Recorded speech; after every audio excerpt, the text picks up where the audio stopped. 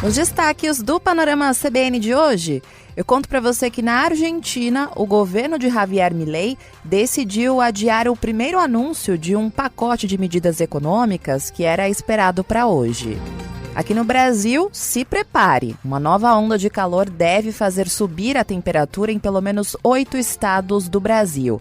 A previsão é de que os termômetros se aproximem dos 40 graus a partir de quinta-feira. E no mundo da cultura pop, os indicados do Globo de Ouro de 2024 foram anunciados hoje. E o filme Barbie e a série Succession acumularam o maior número de indicações. Cada produção vai competir em 9 categorias. Já o filme Oppenheimer, que rivalizou nas bilheterias com o filme Barbie, recebeu 8 indicações.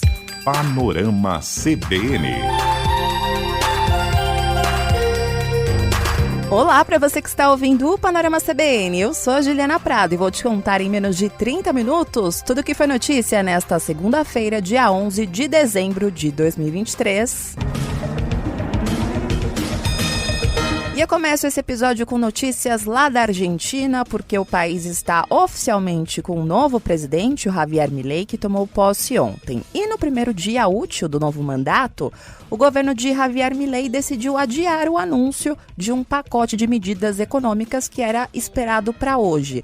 Essas medidas devem ser reveladas apenas amanhã pelo recém-empossado ministro da Economia, Luiz Caputo. O porta-voz do governo, Manuel Adorni, disse que as medidas que serão anunciadas nesta terça-feira serão acompanhadas de um forte corte fiscal com remoção de privilégios. Hoje, a única medida econômica anunciada mesmo tem relação com o câmbio. Então, quem quiser comprar o dólar na taxa oficial precisa, a partir de agora, de uma autorização prévia do Banco Central. Então, com isso, importadores serão diretamente afetados porque eles usam o dólar oficial para as transações internacionais. Os cidadãos comuns que usam o cartão de crédito para uma compra internacional, por exemplo, também vão ser afetados. Mas a decisão não tem um impacto sobre a compra e venda do chamado dólar blue, que é negociado em um mercado paralelo e informal lá na Argentina. Na parte política do governo, Javier Milei assinou 13 decretos no primeiro dia como presidente da Argentina, e entre eles está um que derruba outro decreto de 2018, que foi assinado pelo ex-presidente Maurício Macri, que impedia parentes de membros eleitos de servirem na máquina pública. Então, com isso, Milei indicou a irmã dele, a Karina Milei, como primeira-dama e como secretária-geral do governo. A primeira-dama, lá na Argentina, é responsável por atividades sociais e também diplomáticas. E como secretária-geral, a Karina Milei vai ajudar o presidente em políticas públicas, preparação de comunicados, participação em tarefas cerimoniais e protocolares, além da gestão das relações com o público. O curioso é que Milei chama a irmã dele de El-Chefe, porque ela manda nele, incentiva ele, inclusive foi muito importante na campanha eleitoral e por isso é de extrema confiança do novo presidente. Os demais decretos que foram assinados hoje tratam da reorganização dos ministérios. Milei reduziu de 18 para 9 o número de pastas e com isso muitos ministérios viraram secretarias e fazem parte também de superministérios, como o Ministério do Capital Humano, que vai ser responsável pelas secretarias de Segurança Social, Educação, Cultura, Trabalho e também o Ministério da Mulher, Gênero e Diversidade. Depois aí de definir esse desenho dos ministérios, hoje Milei teve a primeira reunião em seu gabinete após a posse e começou a discutir o plano Motosserra, que é o conjunto de medidas econômicas que visam reduzir o peso do Estado argentino e equilibrar as contas públicas. E durante um encontro com as principais figuras do novo governo, Milei pediu um inventário e um levantamento das propriedades do Estado, além de ter ordenado que gastos e contratos de todos os ministérios fossem revistos, incluindo aqueles firmados com instituições de ensino. Enquanto essas medidas aí não são anunciadas, hoje um dos principais principais fiadores da campanha de Javier Milei, o ex-presidente Maurício Macri, repetiu que o país terá dias duros pela frente e não descartou episódios de violência na Argentina. Ele se referiu aí a possíveis reações sociais no país diante dos cortes nos gastos públicos que devem afetar, sobretudo, os mais pobres.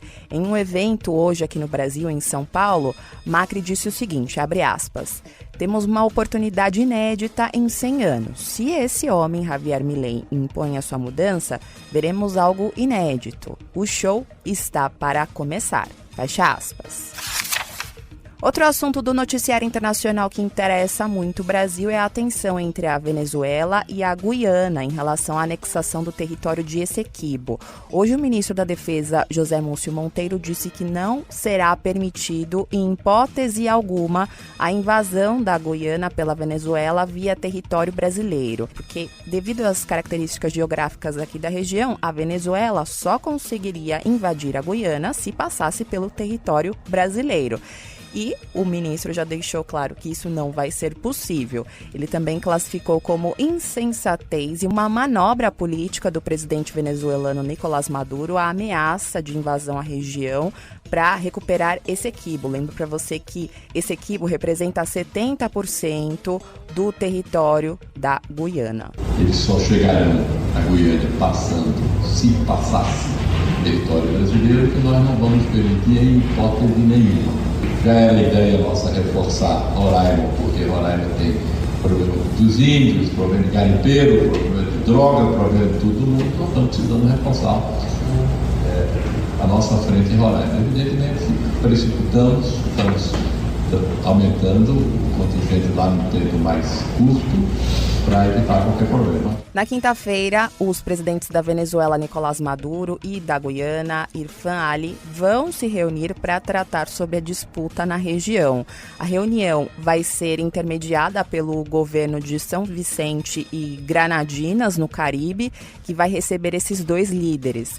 O assessor da presidência para assuntos internacionais, o Celso Amorim, deve representar o presidente Lula nesse encontro. O Celso Amorim, ele já viajou a Caracas há cerca de 2 semanas e tem sido o principal articulador na retomada das relações diplomáticas do Brasil com a Venezuela, isso desde que Lula assumiu o seu 3º mandato. E foi, inclusive, Celso Amorim, o responsável pelas conversas para a reabertura da embaixada brasileira lá na Venezuela. A reunião que vai acontecer na quinta-feira vai ser promovida pela Comunidade de Estados Latino-Americanos e Caribenhos, a CELAC, e também pela Comunidade do Caribe. No final de semana, o Lula conversou com o presidente Maduro e na ligação, Lula pediu diálogo entre os dois países sul-americanos e disse que estava preocupado. Logo depois, Maduro se pronunciou nas redes sociais e disse que estava aberto ao diálogo. Bom, outro assunto também que preocupa o governo brasileiro é a guerra entre Israel e o grupo terrorista Hamas. Hoje o presidente Lula recebeu a família do brasileiro desaparecido em Israel desde os ataques do Hamas no começo de outubro. Michel Nizenbaum é do Rio de Janeiro e se mudou para o território israelense há 35 anos e os parentes dele acreditam que ele foi feito refém pelo grupo terrorista. O Itamaraty informou que Michel tem dupla cidadania e é tratado pelas autoridades brasileiras como desaparecido. Já sobre os brasileiros que estão na faixa de Gaza, hoje o ministro das Relações Exteriores, Mauro Vieira, pediu ao chanceler israelense Eli Cohen que Israel reveja a negativa que deu para um grupo de 24 brasileiros e parentes de brasileiros que não puderam deixar a faixa de Gaza. Dos 24 barrados, 7 são brasileiros e pais de família. E com isso, além deles, os núcleos familiares inteiros deixaram de embarcar.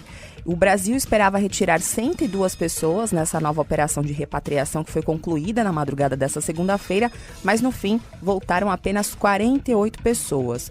Por isso, o Brasil pediu uma reconsideração dos critérios e a liberação desse grupo composto por 24 pessoas, mas o governo brasileiro ainda aguarda uma resposta. O motivo para os vetos ainda é mantido em sigilo. Agora eu vou fazer uma pausa no noticiário para contar para você um recado do patrocinador deste podcast.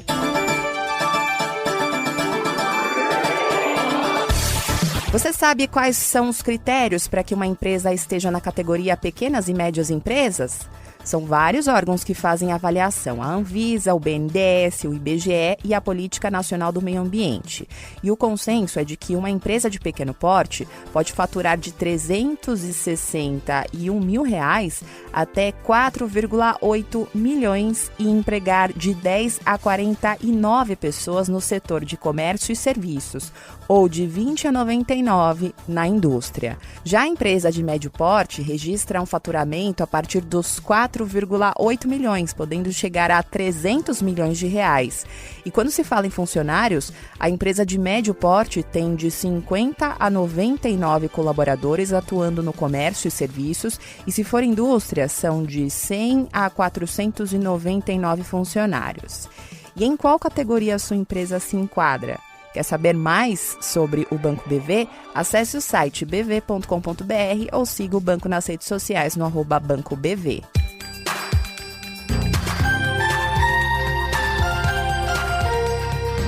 Voltando ao noticiário, aqui no Brasil, o governo federal lançou hoje um programa para atender a população em situação de rua. Segundo o levantamento que foi divulgado hoje pelo IPEA, em 10 anos houve um crescimento de quase 935% da população em situação de rua, alcançando o número de 227 mil pessoas.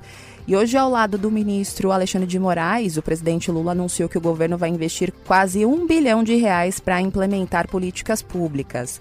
Entre as ações aí do plano Ruas Visíveis estão o acesso à Minha Casa Minha Vida e a criação do programa Moradia Cidadã, que vai destinar 150 unidades habitacionais, priorizando famílias com crianças e gestantes.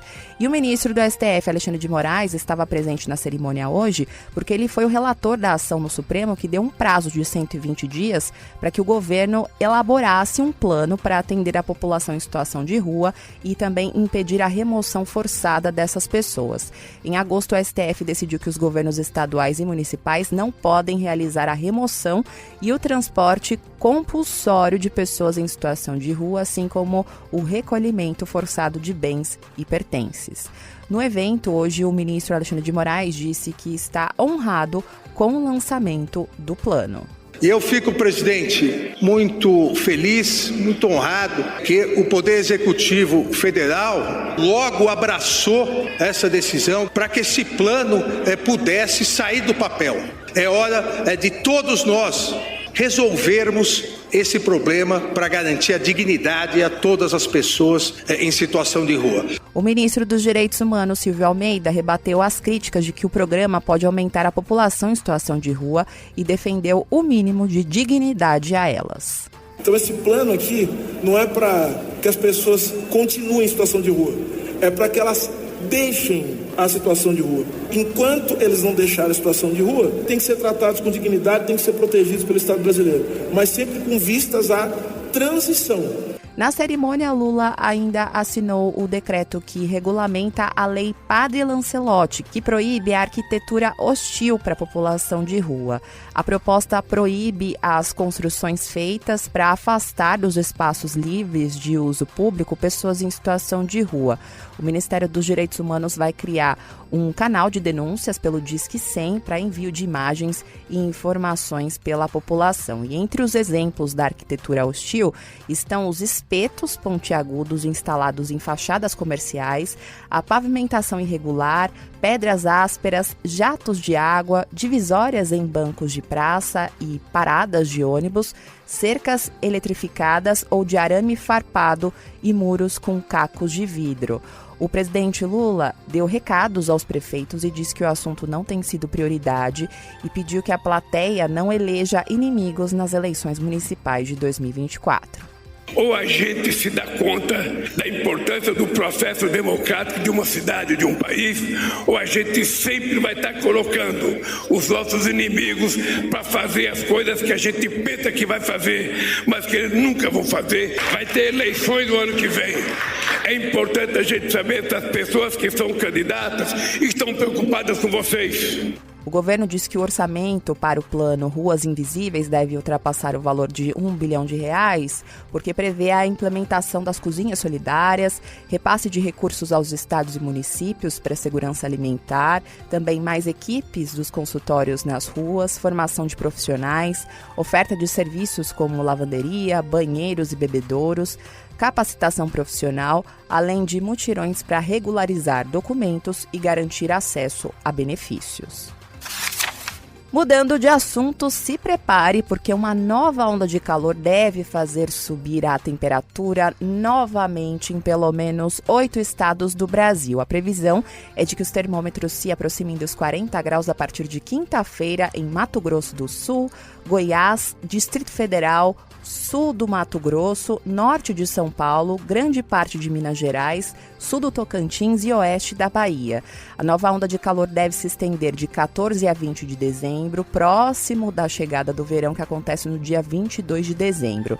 Essa é a quinta onda de calor consecutiva no nosso país, que já registrou o fenômeno em agosto, setembro, outubro e novembro. Segundo o Climatempo, ainda não há uma previsão de temperatura para todos os estados, mas as cidades de Corumbá, no Mato Grosso do Sul, e São Romão, no Mato Grosso, devem superar os 40 graus. No restante do país, a previsão é de calor, mas dentro da média. Agora eu vou atualizar você uma informação que a Bianca Santos trouxe na edição da manhã do Panorama CBN de hoje, que está relacionado com o rompimento parcial da mina 18 da Braskem em Maceió. Hoje o governador de Alagoas, Paulo Dantas, determinou a desapropriação de toda a área no entorno da mina que desabou ontem. Com isso, os ex-moradores devem receber da empresa valores proporcionais aos imóveis atingidos. A área compreende 5 bairros: Mutange, Pinheiro, Bebedouro, Bom Parto e Farol. A Braskem informou que já se comprometeu a não construir nas áreas desocupadas para fins comerciais ou habitacionais. Essa regra aí estava prevista em um acordo que foi firmado em 2020 com o Ministério Público Federal e a área foi repassada para a Braskem após um acordo firmado entre a Prefeitura de Maceió e a empresa, prevendo uma indenização de R$1,7 bilhão ao município. O documento, então, automaticamente transferiu formalmente à Braskem a posse dos imóveis e da área. Sobre isso, hoje a Procuradoria-Geral do Estado informou que vai entrar com uma ação na Justiça para reaver a posse dos imóveis das famílias que foram obrigadas a deixar as suas casas e seus negócios por causa do afundamento do solo causado pela exploração de sal-gema em Maceió.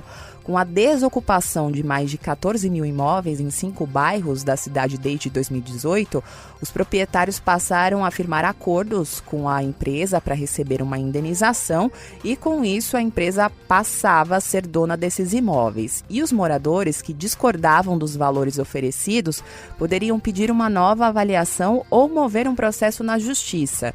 E a ação preparada hoje pela Procuradoria-Geral do Estado vale para todos os proprietários dos imóveis que já fez ou também quem ainda não fez o acordo de compensação pela desocupação.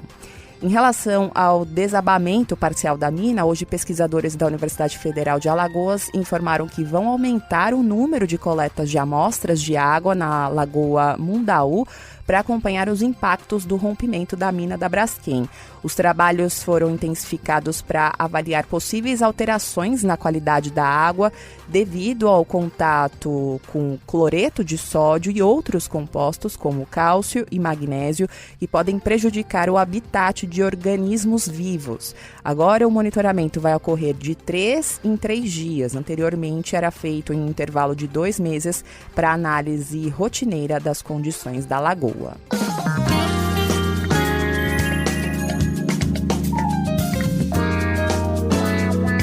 Na economia, vou contar para você como foi o fechamento do mercado financeiro hoje. A Bolsa de Valores de São Paulo encerrou o dia de hoje em baixa de 0,14% aos 126.916 pontos. No mercado de câmbio, o dólar comercial fechou o dia de hoje em alta de 0,15%, cotado a R$ 4,937. Já o euro encerrou o dia de hoje em alta de 0,18%, cotado a R$ 5,313. CBN na COP28. a Conferência do Clima que discute o destino do planeta.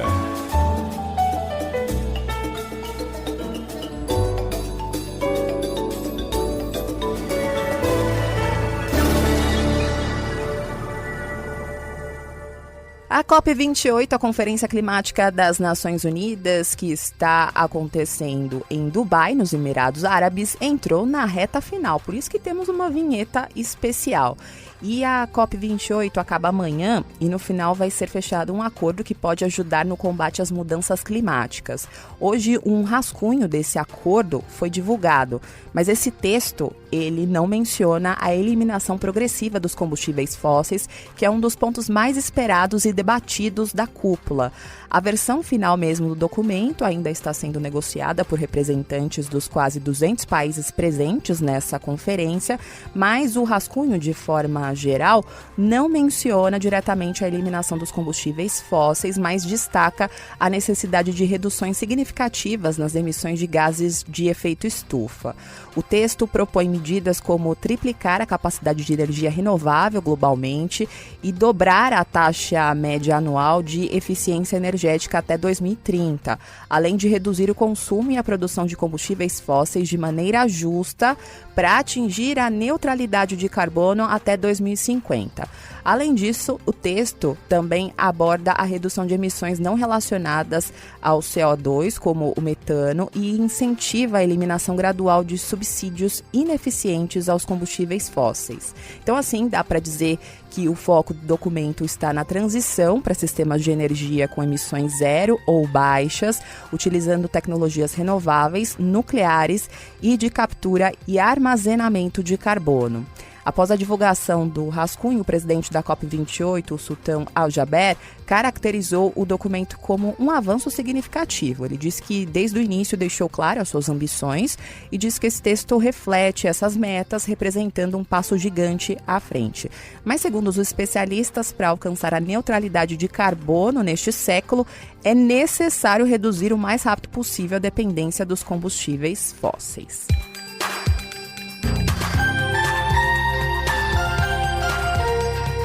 E para fechar a edição de hoje eu vou falar de cinema, porque os indicados ao Globo de Ouro de 2024, a premiação que contempla cinema e TV, foram anunciados hoje pela Associação de Imprensa Estrangeira de Hollywood. A premiação está marcada para o dia 7 de janeiro e vai ser a primeira após a greve dos atores e roteiristas de Hollywood. E o filme Barbie, que é dirigido pela Greta Gerwig, saiu na liderança com 9 indicações, incluindo melhor filme, melhor direção, melhor roteiro, melhor atriz para Margot Robbie, melhor ator para o Ryan Gosling e ainda conquistou 3 vagas na disputa por melhor canção original. Já Oppenheimer, de Christopher Nolan, conseguiu 8 indicações, como melhor filme, melhor direção, melhor roteiro, melhor ator para o Cillian Murphy e melhor atriz coadjuvante para Emily Blunt. Em seguida, vem o filme Assassinos da Lua das Flores, de Martin Scorsese, com 7 indicações, como melhor filme, melhor direção, melhor roteiro, melhor atriz para Lily Gladstone, também melhor ator para Leonardo DiCaprio e melhor ator coadjuvante para Robert De Niro e também melhor trilha sonora. Já nas categorias de televisão, a última temporada de Succession dominou completamente a premiação, recebendo 9 indicações. Em segundo lugar estão The Bear e Only Murders in the Building, com apenas 5 indicações cada. Esse ano, o prêmio também anunciou 2 novas categorias que já valem para a cerimônia de 2024. A primeira é a Conquista Cinematográfica e de Bilheteria, que vai premiar os melhores filmes dentre os maiores sucessos da bilheteria no ano. Outra novidade é a premiação de Melhor Performance de Comédia Stand-Up, dedicada a especiais de humor, com mais de 30 minutos lançados em canais e também plataformas de streaming. Essa vai ser a primeira edição da tradicional premiação desde que o evento foi comprado por uma empresa. Os novos donos anunciaram o fim da Associação de Imprensa Estrangeira em Hollywood, organização que realizava o prêmio e que existia há 80 anos. Nos últimos anos, essa entidade esteve no centro de uma série de escândalos, entre eles acusações de falta de diversidade entre os seus membros. Lembrando para você que o Globo de Ouro é a primeira premiação que dá o pontapé aí para outras premiações importantes como o SAG Awards e também o Oscar.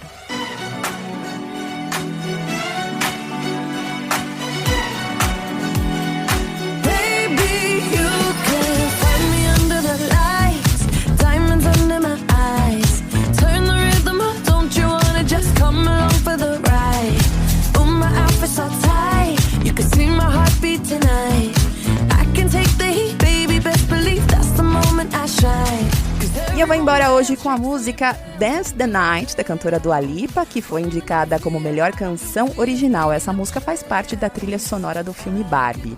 Muito obrigada pela companhia de hoje. O roteiro e a produção deste episódio foram feitos por mim e a sonorização é do Anderson Wendel, o Tico. E você pode me encontrar lá nas redes sociais, no @Juliana_Deprado no Twitter, no Insta é só procurar por @JulianaDeprado e tem também o e-mail que é o juliana.prado@cbn.com.br. Não se esqueça que amanhã tem a edição da manhã do Panorama CBN a partir das 7 horas da manhã com a Bianca Santos. Combinado? Beijos pra você e até mais!